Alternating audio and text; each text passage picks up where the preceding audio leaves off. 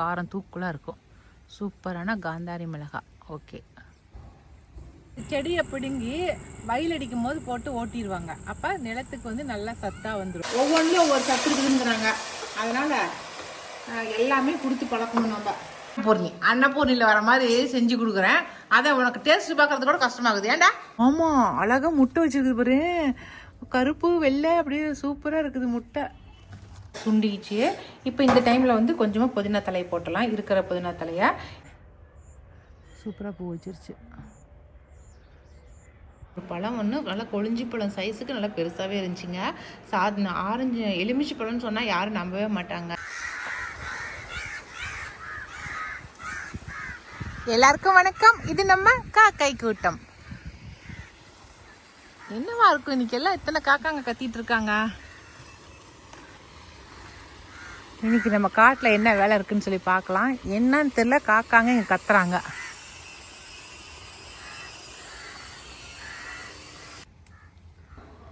ஒரே ஒரு செடி தாங்க இருக்குது, காந்தாரி மிளகாய்.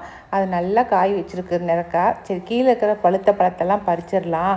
மேலே வந்து அப்படியே வெள்ளை வெள்ளையாக காய் காய்ச்சிருக்கு. அப்படியே பச்சை பயிறு கலரில் அப்படியே லைட்டு க்ரீனாக காய்ச்சிருக்கு. காய் பார்க்கவே ரொம்ப அழகாக இருக்குது. காயெல்லாம் பறிச்சுட்டு காட்டுறோம் உங்களுக்கு எவ்வளோ காய் வந்திருக்குன்னு. எவ்வளோ மிளகா வந்துருச்சுல்ல. ஆனால் ஒரு 4 மிளகாய்க்கு 2 மிளகா போட்டோமாவே நல்லா காரம் தூக்கலாக இருக்கும். சூப்பரான காந்தாரி மிளகாய். ஓகே, வேரோட பிடிங்கிரு. தலைங்களை கிள்ளிக்கிட்டு அப்படியே வந்து இதை வேரை வந்து வேறு இடத்துல நட்டு வச்சிடலாம். ஏன்னா இதுக்கு மேலே வந்து செடி வந்து சரியாக வராது. புதினாவை பொறுத்த வரைக்கும் நல்லா தலை அப்படியே ஏதாவது ஒரு பூச்சுழு ஆரம்பிச்சிருச்சுன்னா உடனே நம்ம அந்த இடத்த மாற்றிடணும். சும்மா ஒவ்வொரு இனுக்கு தான் நட்டு வச்சோம், நல்லா படர்ந்து போச்சு அப்படியே.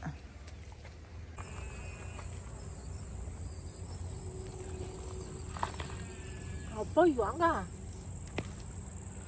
சாமி, இது கொண்டு போய் நம்ம செடிங்களுக்கு போட்டோமாக்கா இந்த தலைகள்லாம் செடியோட வேரில் உளுந்து அவ்வளோ சத்து இந்த செடியை கொழிஞ்சு செடி. இந்த செடியை பிடுங்கி வயல் அடிக்கும் போது போட்டு ஓட்டிடுவாங்க. அப்போ நிலத்துக்கு வந்து நல்லா சத்தாக வந்துடும். அதுக்கப்புறம் தான் வந்து பயிர் பிடுங்கி நடுவாங்க. இப்போ போகும்போது பார்த்தேன், ஒரு 2 செடிக்கு 2 என்னால் பிடுங்க முடியாதுன்னு நினைக்கிறேன். அசைக்க கூட முடியல.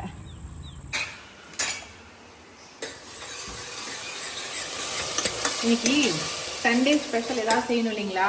அதனால இன்னைக்கு வந்து காடை வாங்கிட்டு வந்தார் எங்கள் வீட்டுக்காரரு. காடை தான் இப்போ நிறைய பண்ணைங்களில் வச்சு வளர்த்துறாங்க இல்லைங்களா? அதனால காடை வாங்கிட்டு வந்தார். அதெல்லாம் க்ளீன் பண்ணி கொடுத்துட்டு போயிட்டாங்க. எப்போ பார்த்தாலும் இந்த ஆட்டுக்கறி கோழிக்கறி இதை தான் செய்கிறோம், வித்தியாசமாக இன்னைக்கு இது செஞ்சு கொடுத்துடலாம் அப்படின்ட்டு. எப்பவும் போல் கோழிக்கறி எப்படி நம்ம வந்து எண்ணெய் ஊற்றி பட்டை லவங்கம் சின்ன வெங்காயம் போட்டு வரமிளகாய் போட்டு தாளிக்கிறோமோ அதே போல் தாளிச்சாச்சு. ஒரு குட்டி தக்காளியில் 2 தக்காளி போட்டிருக்கேன், அவ்வளோதாங்க. இதுக்கு வந்து நம்ம தேங்காயெல்லாம் எதுவுமே அரைச்சி ஊற்ற தேவையில்லை. அப்படியே போட்டு மிளகாத்தூள் போட்டு நல்லா ஒரு 2-3 விசில் மட்டும் விட்டு நல்லா பரட்டினமா போதும். தனித்தனி பீஸாக எடுத்து சாப்பிடணும். எப்படி நம்ம வந்து அந்த சாப்ஸுக்கு நம்ம செஞ்சு கொடுத்தோமோ அதே மாதிரி இது செஞ்சு சாப்பிடணும். அப்போ தான் சூப்பராக இருக்கும். ரொம்ப நல்லாயிருக்கும். இந்த கறி வந்து கிடச்சிச்சின்னா வித்தியாசமாக செஞ்சு கொடுங்க, சரிங்களா?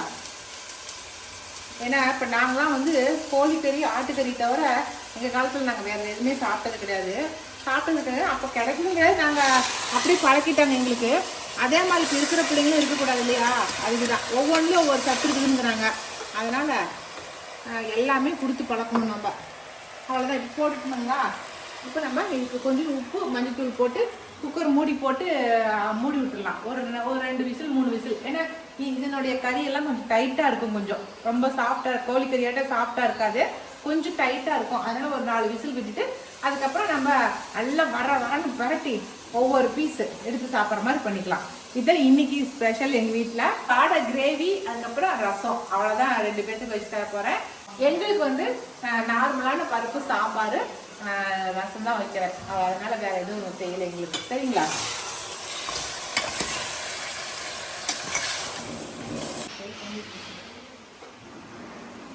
அவ்வளோதான். உப்பு போட்டுட்டேன்.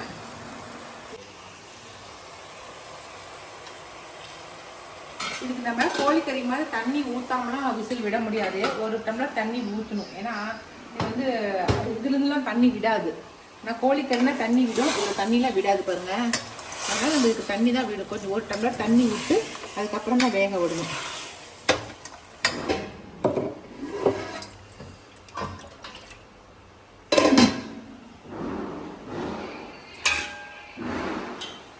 கொஞ்சம் தண்ணி விட்டாச்சு. குக்கர் மூடி போட்டலாம். அதுக்கப்புறம் மிளகாய் தூள், பெப்பர் தூள் எல்லாம் போட்டுக்கலாம். இது ஒரு 4 விசில் வரட்டும். அவ்வளோதான்.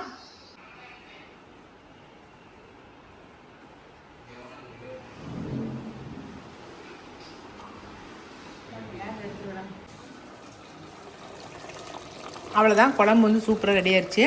நல்லா விசில் 4-5 விசில் விட்டதுக்கு அப்புறமேட்டு நம்ம மிளகாய் தூள், கொத்தமல்லி தூள், பெப்பர் தூள் அவ்வளோதான். நான் வந்து எக்ஸ்ட்ரா வேறு எதுவும் போட மாட்டேன். அதை மட்டும் போட்டு கொஞ்சம் தண்ணி விட்டு கொதிக்க வச்சாச்சு. இப்போ தண்ணி வந்து இப்படியே நம்ம எடுத்து சாப்பிட்றதுனால சாப்பிட்லாம். இன்னும் கொஞ்சம் நல்லா ட்ரையாக ஆக்கிறதுனால ட்ரை ஆக்கிக்கலாம். கொஞ்சம் நீங்கள் உப்பு காரம் பார்த்துக்கிட்டு எடுத்து கொடுத்துடலாம். என் பையனை கூப்பிட்டு உப்பு காரம் பாருடான்னு சொல்லலாம். வாடா மகனே, மகனே ஒடியா வருது.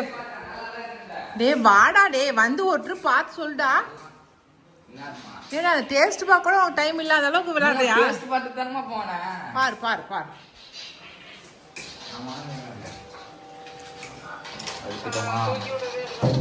வெறும் 100 பேருக்கு சமைச்சு கொடுக்குறேன்.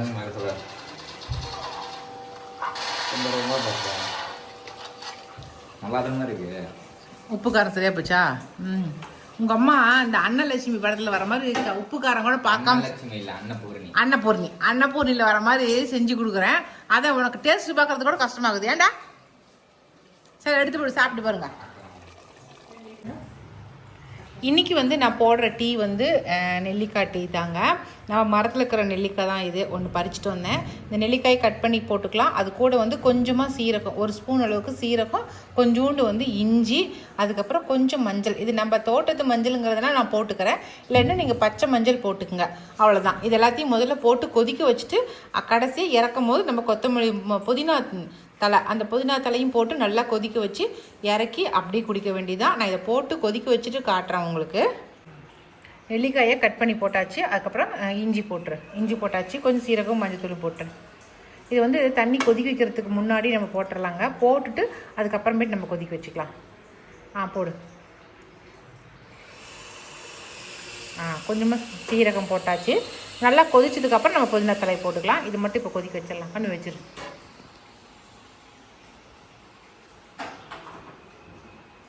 ஒரு அரை மணி நேரமாவது கொதிக்கட்டுங்க. அப்போ தான் அதனுடைய எசன்ஸ்லாம் இறங்கும். நல்லா கொதி வந்துருச்சு பாருங்கள். தண்ணி ஓரளவுக்கு சுண்டிச்சு.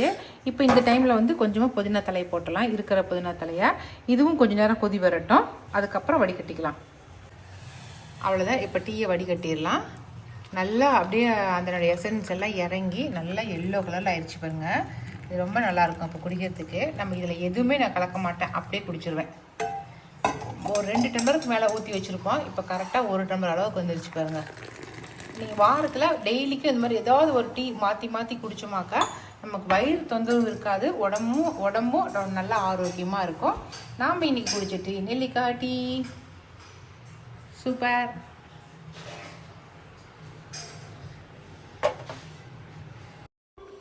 ரெண்டு நாளைக்கு முன்னாடி பார்த்தேங்க, நம்ம ட்ராகன் ஃப்ரூட்டில் வந்து பூ வைக்கிறதுக்கு அப்படி மொட்டு மாதிரி வச்சுருந்துச்சி.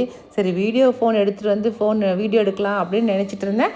அப்படியே மறந்து போயிட்டேன். அப்புறம் இன்றைக்கி தான் எனக்கு திடீர்னு ஞாபகம் வந்துச்சு, அடா நம்ம ட்ராகன் ஃப்ரூட் மொட்டு வச்சுட்டு இருந்துச்சு, என்ன பண்ணுதுன்னு போய் பார்த்துட்டு வந்துடலாம் அப்படின்ட்டு தான் ஓடியாந்தேன். ஆனால் பூவெலாம் பூத்து முடிச்சிருச்சு பாருங்கள். குட்டியூண்டு அப்படியே பூ போத்து அப்படியே வாடி போனது தான் இருந்துச்சு. அடடா மிஸ் பண்ணிட்டுமே அப்படின்னு ரொம்ப வருத்தமாக போயிடுச்சு எனக்கு தெரிஞ்சு இது வந்து ஒயிட் கலர், உள்ளே வந்து ஒயிட் கலராக இருக்கிற அந்த ட்ராகன் தான் ஃப்ரூட் தான் காய்க்குன்னு நினைக்கிறேன். இன்றைக்கி நம்ம கொடி எலுமிச்சை காய் பறிச்சுட்டு போயலான்னு சொல்லிட்டு வந்திருக்கேன். இவங்களே காய் நல்லா பெருசாகிடுச்சு. இதை எடுத்து இதில் பறிச்சு சுகண்ணி அதில் நல்லா இருக்குதுங்களா? அதுலேயும் காய் பழுத்துக்குச்சா? அதை விட பெருசாக எந்த பக்கம் வரீங்க? காய் நல்லா பெருசாகிடுச்சு. நல்லா கலர் கொடுத்துருச்சுனாவே நம்ம பறிச்சிடலாம். நம்ம அது ஒன்று நல்லா பெருசாகிடுச்சுல. நல்லா எவ்வளோ பெருசு இருக்குது பாருங்க. அந்த பக்கத்தில் ஒரு 2 காய் இருக்கும். ஆனால் காய் வந்து கொஞ்சம் லேட் ஆகுது. அந்த எலுமிச்சை மாதிரி டக்கு டக்குன்னு வர்றது கிடையாது. 3மே பறிச்சிடலாமா? இல்லை அது ஒன்று விட்டுறலாம், இது 2 பறிச்சிடலாம். அதில் அது 2மே பறிச்சிடலாம். ஓகே, பறிச்சிரு. என்னம்மா பண்ணுறீங்க? காய் பிக்கிறோம். சரிம்மா.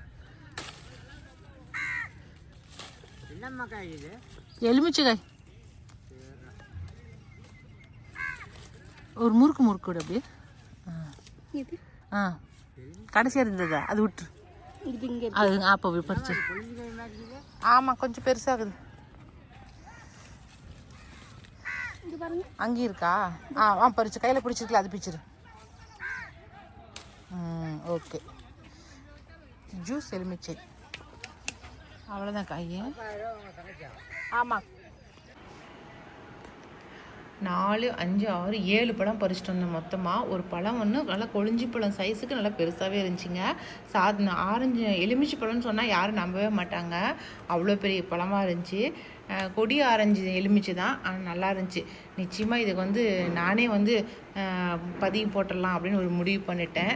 ஏன்னா எங்கள் வீட்டுக்காரை எதிர்பார்த்தாக்கா வேலையாகாது. அதனால் நானே வந்து பதியம் போட போகிறேன். இதுக்கு சூப்பராக இருக்கு இல்லைங்க. இதில் இன்றைக்கி விகாஸ் தம்பிக்கு ஜூஸ் போட்டு கொடுக்கலாம். நம்ம செம்பகப்பூ மரம் வீட்டுக்கு பின்னாடி சைடு இந்த மாதிரி இருக்குது. நான் பழைய வீட்டில் குடியிருந்தப்ப இதே போல தாங்க. இதை விட இன்னும் கம்மியாக இருக்கும் எனக்கு இடம். பின்னாடி வீட்டை ஒட்டி 2 அடி தான் எனக்கு கேப் இருந்துச்சு. அதுலேயும் நான் வந்து இந்த மாதிரி செம்பகப்பூ மரம் வச்சுருந்தேன். அதனால தான் இங்கே வைக்கணுன்னே ஆசைப்பட்டு வச்சேன். மரம் நல்லா தான் வந்திருக்கு. இப்போ வெயிலுக்கு கொஞ்சம் சருகு மாதிரி காஞ்ச மாதிரி இருக்குது.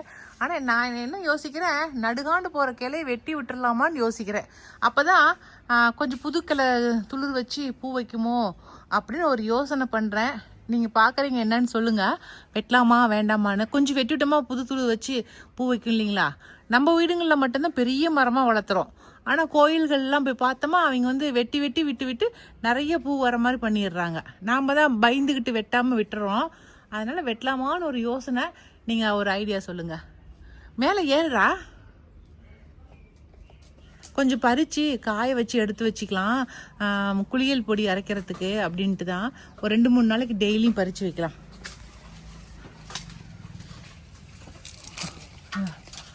தண்ணி கம்மியாக போச்சு போல இருக்குது, அதான் பூ சின்ன பூவாகுது.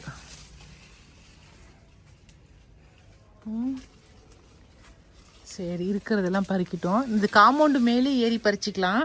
அதனால தான் இந்த மாதிரி வச்சேன். நீங்களுமே வந்து வீட்டுக்கு பின்னாடி சைடு கொஞ்சம் இடம் இருந்தால் கூட பரவாயில்ல, செடிங்களை மரங்களை வைங்க, ஒன்றுமே பண்ணாது. வீட்டுக்கு காம்பவுண்டில் ஒன்றும் இடிக்காது, செவுத்தையும் இடிக்காது.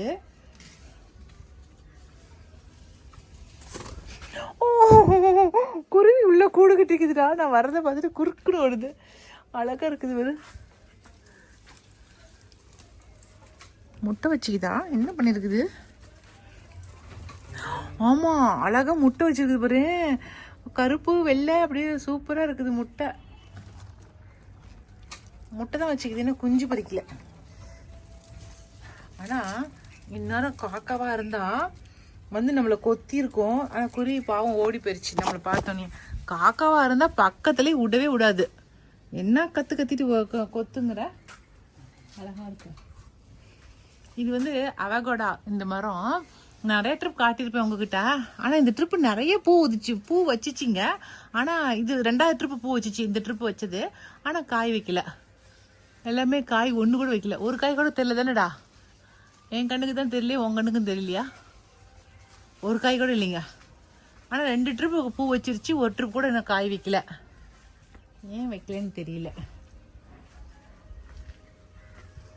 ஓகே, இருக்கிற பூக்கள்லாம் பறிச்சுட்டு காட்டுறேன். இதுதான் வந்து அவுரி தான் கொஞ்சம் போட்டு முளைக்க வச்சேன். எங்கள் மயிலுக்கிட்ட தப்பிச்சு வரதே இது பெரிய பாடாயிருச்சு. கொஞ்சம் விதைகள் வந்ததுக்கப்புறம் பறிச்சுட்டு போய் மேல்காட்டில் ஏதாவது ஒரு பக்கத்தில் நிறைய போட்டு விடலான்ட்டு இருக்கிறேன். ஏன்னா இப்போ தலைக்கு ஃபுல்லாக அதுதான் பூசுறனுங்களா, அதனால் அவுரியை ஒரு பக்கம் போட்டு விட்டுறலாம் அப்படின்னு. அவுரியும் இது கற்பூரவள்ளியும் இருக்குது பாருங்க, அழகாக இருக்குது கற்பூரவள்ளி. பறிச்சுட்டே தம்பி, தெரியுதான்னு பார்க்க சொல்றியா? டேய், இங்கே வந்து போயிரு, காம்பவுண்ட் மேலே ஏறு, நிறையா இருக்குது காம்பவுண்ட். இல்லை, அதுக்கு மேலே தான் இருக்குது, உனக்கு எட்டாது.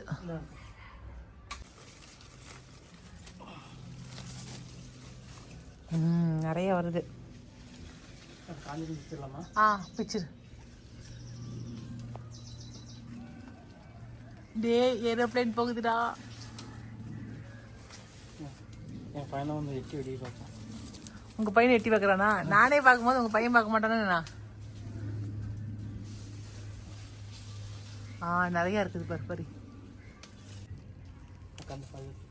அவ்வளோதான், இன்னைக்கு வீடியோ இதோட முடிஞ்சிருச்சுங்க. இந்த வீடியோ பிடிச்சிருந்துச்சுனாக்கா லைக் பண்ணுங்க, மறக்காம நம்ம காக்கை கூட்டத்துக்கு சப்ஸ்கிரைப் பண்ணிருங்க. இனி அடுத்த ஒரு புது வீடியோல சந்திக்கலாம். பாய். என்ன தம்பி?